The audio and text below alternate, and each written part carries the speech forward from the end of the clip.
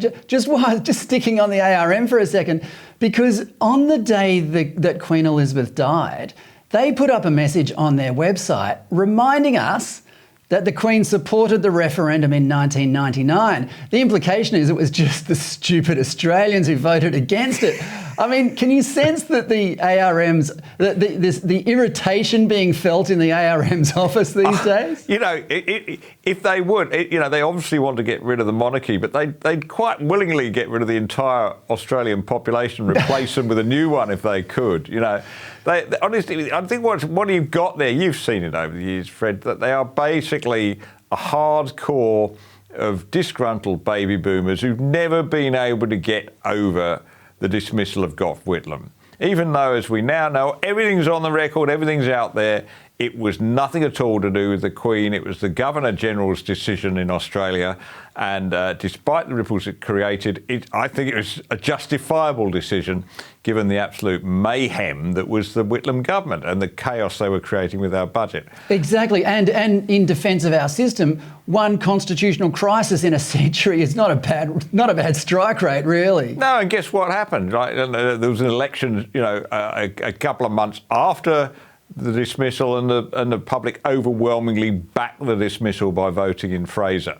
And we had a peaceful election 3 years later, etc. It was no big deal. It was obviously a big deal if you were, you know, a wide-eyed young Labor enthusiast in those days, now a baby boomer in the later years, still looking back nostalgically on that era.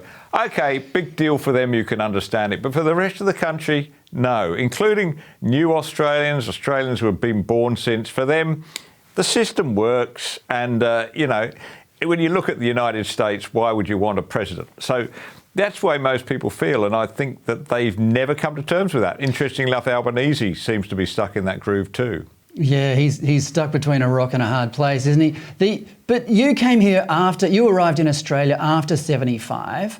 You're a dual citizen.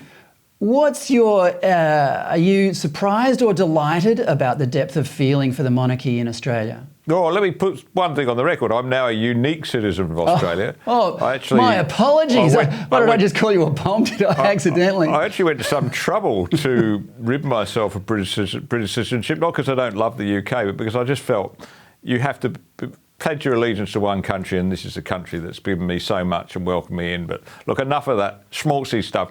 The interesting thing is, Fred, when I was in the UK, I really was not a great fan of the royals at all, particularly during that period, you know, the 80s, the 90s, when, you know, it was really just a soap opera and there were all these sort of really disappointing young princes and princesses behaving, you know, like idiots. So I didn't appreciate it, because in Britain, you know, it's just there, it's always been there. It was only when I came to Australia and in 1991 when I actually became a citizen and I had to swear allegiance to Her Majesty, her heirs and successors. And I really started to think about this. Why does Australia cling to what I thought was an old system? And then I realised eventually, you know, I learnt the beauty of the system. You've got a head of government who is a head of the nation who is apolitical completely, is not interested in one side of politics or the other, simply acts there as a sort of rock of stability and makes the hard decisions about who should be in Parliament when necessary, like the line judge, right? I mean, Put it crudely.